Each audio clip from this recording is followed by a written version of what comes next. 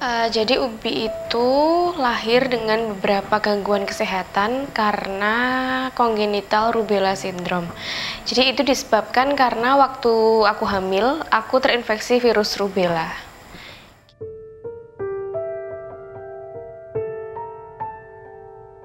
Waktu itu sebenarnya aku pernah sakit, demam, sakit kepala yang tidak tertahankan banget.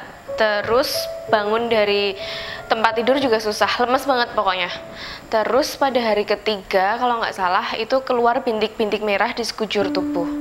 Aku bawa ke dokter, katanya itu cuman kecapean, masuk angin, sama gatel, gabagan katanya.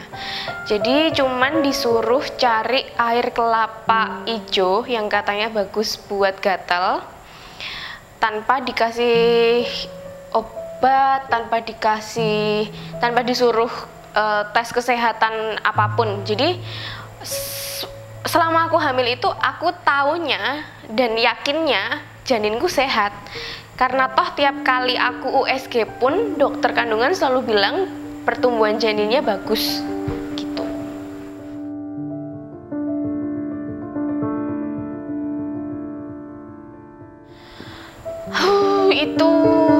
Itu sebenarnya aku taunya pelan-pelan, nggak yang langsung tahu dari awal rubella lalalala, itu nggak, taunya pelan-pelan banget. Waktu umur 2 bulan, Ubi 2 bulan, aku tahu kalau jantungnya ada kebocoran. Terus setelah tahu jantungnya bocor, aku kira kan cuman itu, tapi enggak, karena sehari-harinya Ubi itu sangat nggak aktif, terus pasif banget lah pokoknya. Nggak berusaha miring-miring, terus posturnya aneh dan rewel terus. Itu yang bikin aku ngerasa ini kayaknya Ubi kenapa deh gitu. Cuman aku nggak tahu kenapanya itu apa.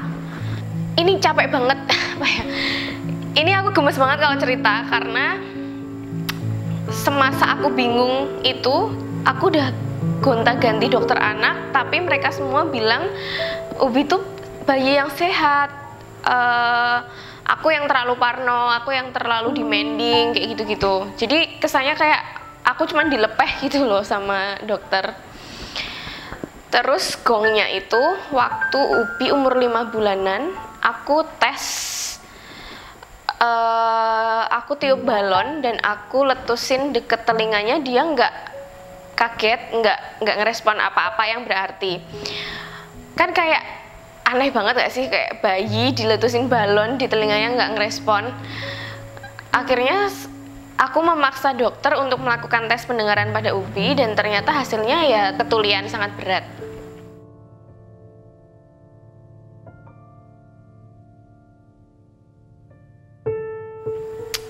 Itu rasanya jauh lebih hancur daripada waktu tahu jantungnya bocor, karena aku langsung mikir, punya anak tuli, gimana ngajarinya nanti, masa depannya gimana, kayak nggak kebayang sama sekali lah. Jadi nangis aja.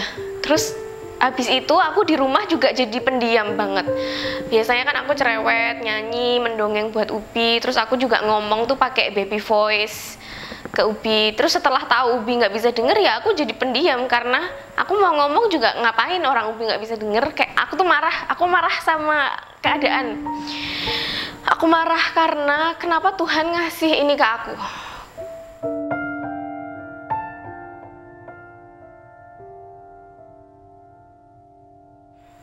Tentang ketidakaktifan Ubi sehari-hari di tumbuh kembangnya itu, akhirnya kami dirujuk untuk USG otaknya Ubi, dan ternyata ditemukan bahwa Ubi itu otaknya ada putih-putihnya. Ternyata Ubi otaknya ada pengapuran, ada kalsifikasi otak. Terus baru dokter nyeletuk, Bu, ini dulu waktu hamil ibu kena rubella ya, gitu. Nah, jadi baru setelah Ubi umur 5 bulan, setelah tahu dia ada bocor jantung, tuli, dan otaknya ada pengapuran, baru aku dengar pertama kali kata rubella. Ya marah ya, bingung ya, sedih semualah.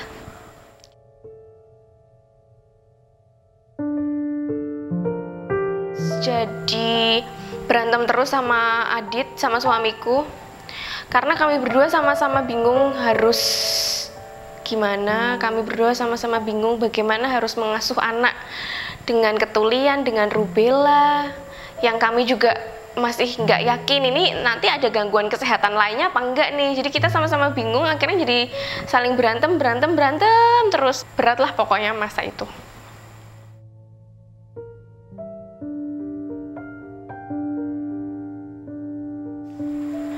Lama-lama ya bisa mikir, aku nggak bisa nih kayak terpuruk terus, harus bangkit kan, karena Ubi jelas butuh aku dan Adit untuk membawa dia berobat, untuk membawa dia terapi. Dan ya gimana Ubi bisa jadi anak yang kuat kalau maminya juga terpuruk terus gitu. Jadi sejak itu kami semangat bawa dia fisioterapi, bawa dia berobat tiap bulan, minum obat tiap hari. Ya abis itu jadi semangat aja, dijalanin aja gitu.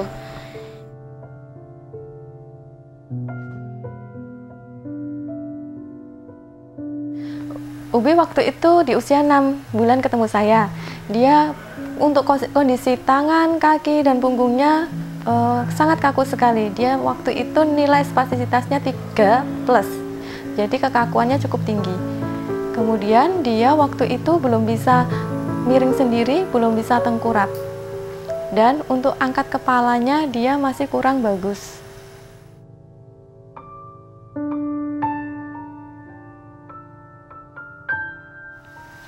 Kondisinya Ubi itu sangat kompleks, sehingga dapat mempengaruhi di segala macam aspek dari kognisinya dia, dari motorik kasar, motorik halus, bahasa, dan intrapersonalnya dia.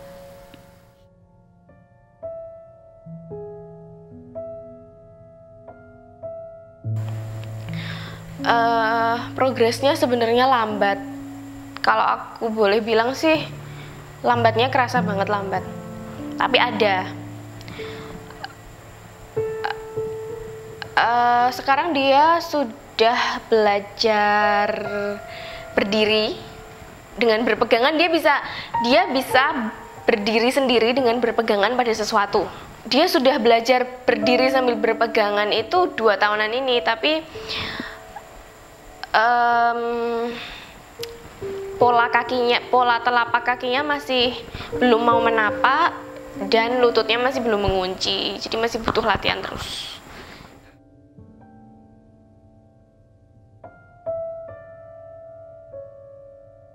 Karena dulu waktu dia awal banget mulai fisioterapi itu dia benar-benar nggak bisa apa-apa.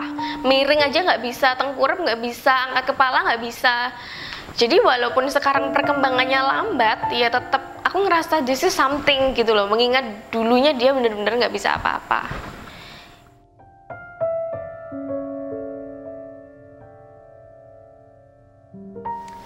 Ubi sebenarnya dia rasa ingin tahunya tinggi.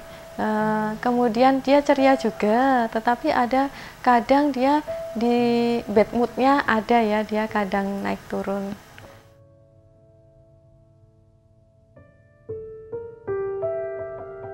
Sekarang Ubi umurnya 6 tahun dan belum bisa jalan. Jadi kemana-mana masih pakai kursi roda atau stroller. Terus semua masih dibantu sama orang lain banget, dimandiin, disuapin.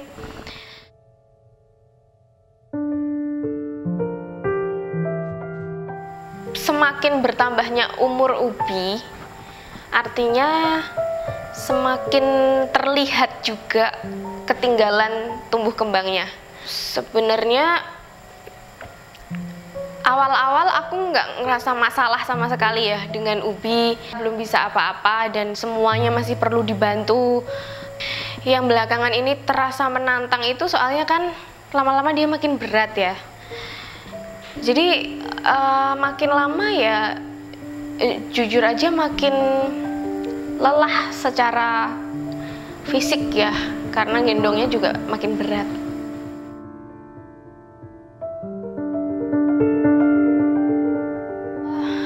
Yang menantang buat aku adalah untuk menetapkan harapan atau target buat Ubi, tapi yang masih realistis. Ubi ini kan progresnya lambat karena kondisinya kompleks. Ya lama-lama kan makin menantang karena aku makin mikir ini ikhtiarnya apa lagi ya yang perlu dilakukan. Fisioterapi udah, minum obat terus udah, latihan di rumah udah, masih gini-gini aja belum ada progres. Kira-kira apa lagi yang bisa dilakukan? Karena pasti aku sebagai ibunya juga kadang bisa capek, kadang bisa empot-empotan juga kalau mikirin biaya. Apalagi makin kesini makin berat digendong, fisikku juga gendong lama-lama sekarang udah nggak kuat.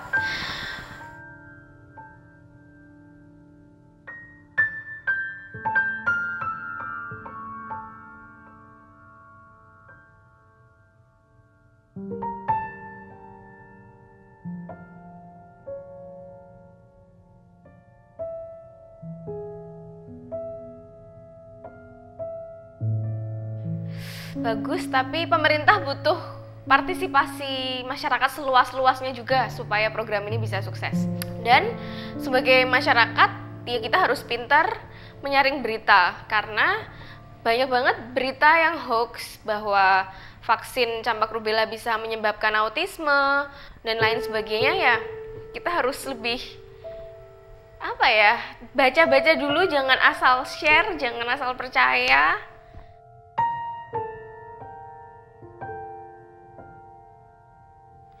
Ya, jadi aku mengajak dan memohon banget memohon kepada para orang tua yang punya anak dengan rentang usia 9 bulan sampai kurang dari 15 tahun untuk membawa anaknya dapat imunisasi campak rubella. Supaya berkurang juga jumlah bayi yang lahir dengan congenital rubella syndrome seperti Ubi. Jadi please banget peduli dengan kesehatan lingkungan sekitar kita juga, nggak cuman pada diri kita sendiri. Sekarang kan gratis disediakan pemerintah, jadi mau alasan apa lagi gitu loh. Kita cuman tinggal bawa anak kita ke puskesmas atau posyandu, dan bisa juga imunisasi bareng di sekolah. Apa sih susahnya?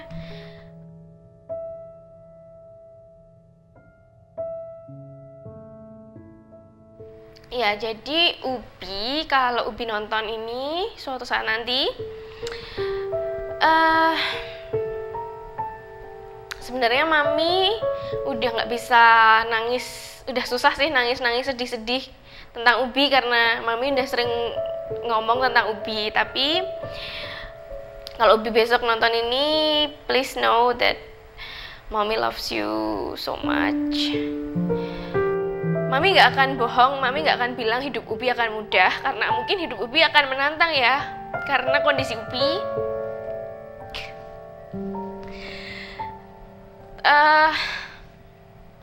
hidup Ubi akan menantang, mungkin akan menemui beberapa kesulitan, mungkin akan diomongin orang, dihina orang, mungkin akan kesulitan menemukan fasilitas yang ramah di pendidikan atau di tempat umum untuk Ubi. Tapi please tetap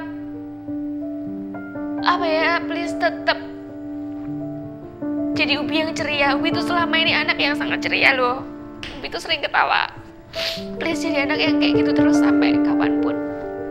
Ubi boleh nangis kalau dihina orang nanti. Ubi boleh sedih kalau menemui kesulitan, boleh banget. Tapi jangan pernah nyerah.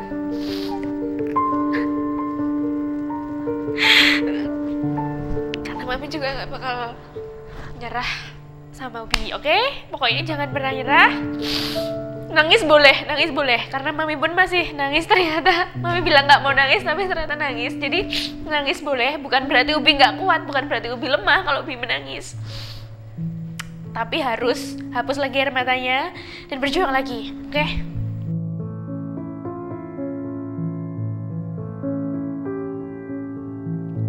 Mungkin besok Ubi juga akan bertanya-tanya, kenapa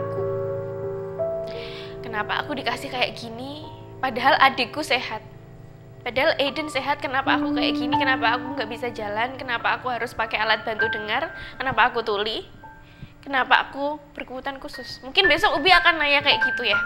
Mungkin besok Ubi akan ngerasa Tuhan itu nggak adil.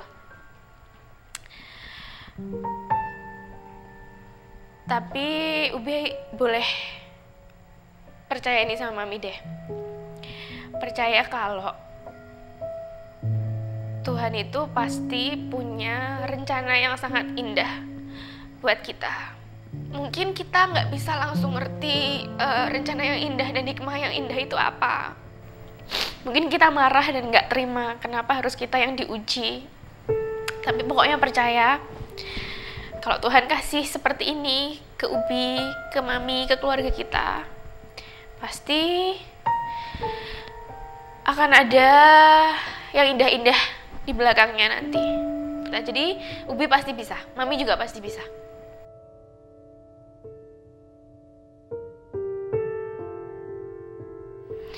Dan Mami mau bilang makasih karena dengan adanya Ubi, sekarang Mami jadi bisa memakai hidup Mami untuk lebih bermanfaat buat orang lain.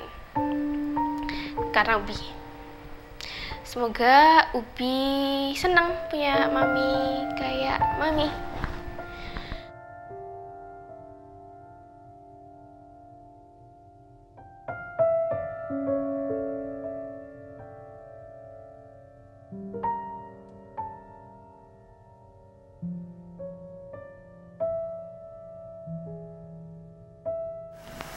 Saya sayang sama Ubi. Ubi cepat bisa jalan, kemudian Ubi bisa sekolah, bisa main sama teman-teman.